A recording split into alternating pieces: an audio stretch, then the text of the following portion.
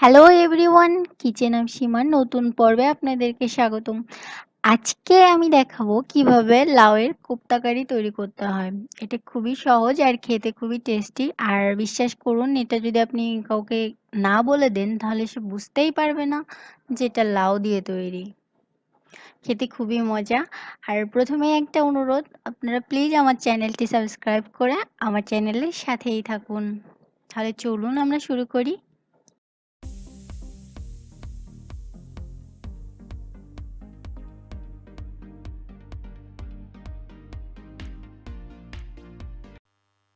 চলুন তাহলে আমরা দেখে নিই কিভাবে লাউয়ের কোপ্তা কারি তৈরি করা যায়। এর জন্য প্রথমে আমাদের লাগছে লাউ। এখানে আমি একটা বড় লাউয়ের অর্ধেকটাকে নিয়েছি এবং সেটাকে এই গ্রেটারের ছোটটা ভাগ দিয়ে ভালো করে গ্রেট করে নিয়েছি, খুব মিহি কুচি করে। তারপর সেটাকে লবণ দিয়ে 15 মিনিট মতো মাখিয়ে রেখেছিলাম। এতে করে লাউয়ের বাড়তি জলটা ঝরে যাবে। এবার এটাকে খুব ভালো করে চিপে চিপে জলটা বের করে অন্য একটা বোলে নিয়ে নিচ্ছি। এটাকে খুব ভালো করে চিপে নিতে হবে যেন এর মধ্যে কোনো রকম জল না থাকে।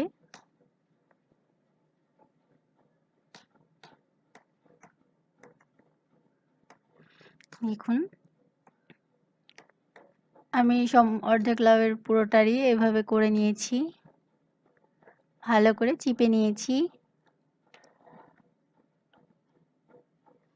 এছাড়া লাগছে মরিচের গুঁড়ো, হলুদের গুঁড়ো, লবণ, বেসন, কর্নফ্লাওয়ার।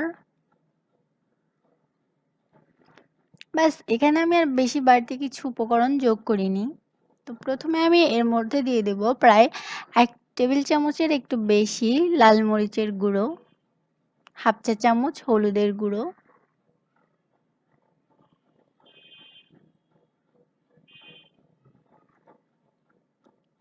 লবণ,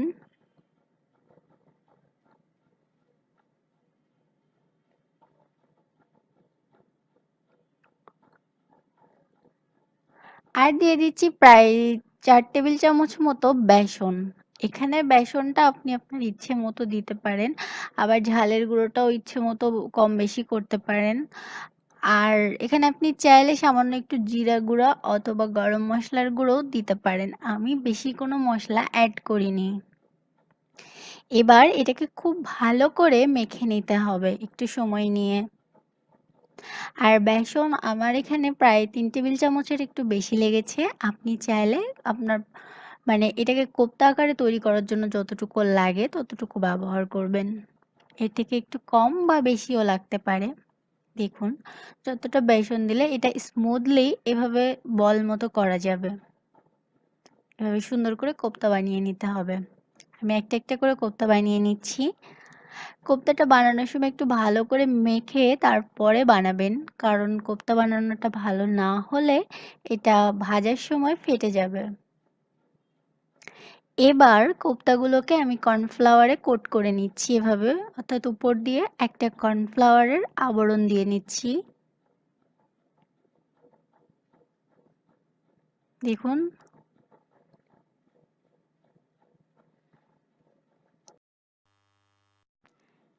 ঠিক একইভাবে আমি বাকি কোফতাগুলোকেও এভাবে কোট করে নিচ্ছি কর্নফ্লাওয়ারে। আমার প্রায় সবগুলো করা হয়ে গেছে। আমি আবারও বলছি, কোফতাগুলো বানানোর সময় প্রথমে একটু ভালো করে বানাবেন, না হলে কিন্তু তেলে দিলে ফেটে যাবে। এরপর এক এক করে কোফতাগুলোকে আমি গরম তেলে দিয়ে দিচ্ছি। আপনি চেষ্টা করবেন অবশ্যই সবসময় কোফতাগুলোকে ডুবো তেলে ভাজতে। তবে যদি কোনো কারণে সম্ভব না হয় তাহলে এইভাবে গরম তেলগুলো কোফতার উপর দিয়ে দিয়ে দিবেন। দেখুন, আমার কোফতাগুলো ভাজা হয়ে গেছে। এবার এগুলোকে আমি উঠিয়ে নিচ্ছি। আমাদের কোফতা তৈরির কাজ শেষ। এবার আমরা তৈরি করব কারিটা। আপনি চাইলে এভাবেও খেয়ে নিতে পারেন, বেশ ভালোই লাগবে। এবার আমাদের লাগছে জিরা, পেঁয়াজ কুচি, আদা রসুন বাটা, তেজপাতা, এখানে লাগছে ধনিয়া গুঁড়ো, জিরা গুঁড়ো, হলুদের গুঁড়ো, লাল মরিচের গুঁড়ো, লবণ, টমেটো আর তেল। সেই সাথে লাগছে সামান্য একটু গরম মশলার গুঁড়ো।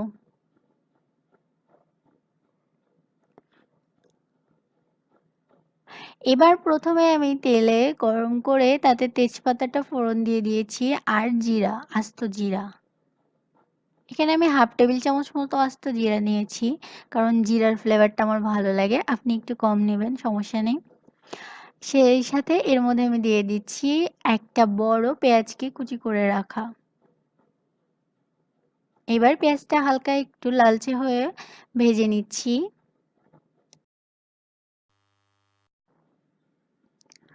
পেঁয়াজটা খুব বেশি লালচে ভাজার দরকার নেই। এবার এর মধ্যে আমি দিয়ে দিচ্ছি 1 টেবিল চামচ পরিমাণ আদা আর রসুন বাটা। আর দিয়ে দিচ্ছি সামান্য একটু লবণ। এই লবণ দেওয়ার কারণটা হচ্ছে এইটা ভাজার সময় তেলটা একটু ছোটে, কিন্তু লবণটা দিলে তেল তুলনামূলক কম ছোটে। এখানে আমি দিয়ে দিচ্ছি প্রায় 1 টেবিল চামচ মতো লাল মরিচের গুঁড়ো। ঝালটা স্বাদ অনুসারে দিবেন।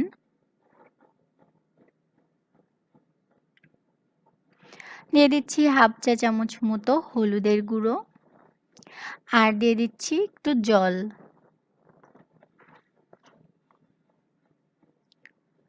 এরপর এতে দিয়ে দিচ্ছি আমি প্রায় হাফ টেবিল চামচ মতো ধনে গুঁড়ো আর হাফ টেবিল চামচ মতো জিরা গুঁড়ো।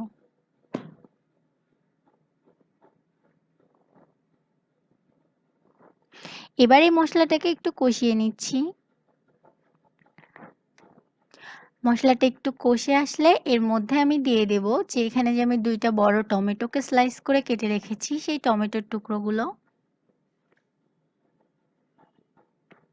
এবার এটাকে ভালো করে কষিয়ে নিচ্ছি। দিয়ে দিচ্ছি লবণ। আমাদের মশলাটা প্রায় কষানো হয়ে এসেছে। তবে আপনি যদি চান যে নিখুঁত মানে যে কারিটা হবে সেটা নিখুঁত হোক, তাহলে পরে আপনি এটা ব্লেন্ড করে নিতে পারেন এ পর্যায়ে। আমি এতে সামান্য জল দিয়ে এটাকে জ্বালিয়ে নিচ্ছি, অর্থাৎ ভালো করে কারি বানিয়ে নিচ্ছি। আমি ব্লেন্ড করছি না, এভাবেই করে দিচ্ছি। তবে আপনি চাইলে এটা ব্লেন্ড করে নিতে পারেন। এবার আরেকটা বাটিতে আমি 1 টেবিল চামচ মতো কর্নফ্লাওয়ার নিয়ে নিচ্ছি। তাতে সামান্য একটু জল দিয়ে এটাকে একটু গুলিয়ে রাখছি, খুব বেশি না। দেখুন, এটা ভালো করে গোলাতে হবে। এবার এই গুলিয়ে রাখা কর্নফ্লাওয়ারটা আমি কারিতে দিয়ে দিচ্ছি। তবে আপনি যদি পাতলা টাইপের একটু কারিটা চান তাহলে এটা না দিলেও চলবে। তবে আমি একটু থিকনেস বাড়াচ্ছি, অর্থাৎ ঘনত্বটা বাড়াচ্ছি। আমাদের কারিটা প্রায় রেডি হয়ে গেছে। এ পর্যায়ে আমি এর মধ্যে দিয়ে দিচ্ছি হাফ টেবিল চামচ মতো গরম মশলার গুঁড়ো। আপনি চাইলে আপনার টেস্ট অনুসারে অন্য যে কোনো মশলাও ইউজ করতে পারেন। এবার এর মধ্যে আমি দিয়ে দিচ্ছি আমাদের আগে থেকে ভেজে রাখা লাউয়ের কোপ্তাগুলো। কোপ্তাগুলো এই গ্রেভিতে খুব ভালো করে মিশিয়ে নিচ্ছি। কিছুক্ষণ জাল দিচ্ছি লো হিটে।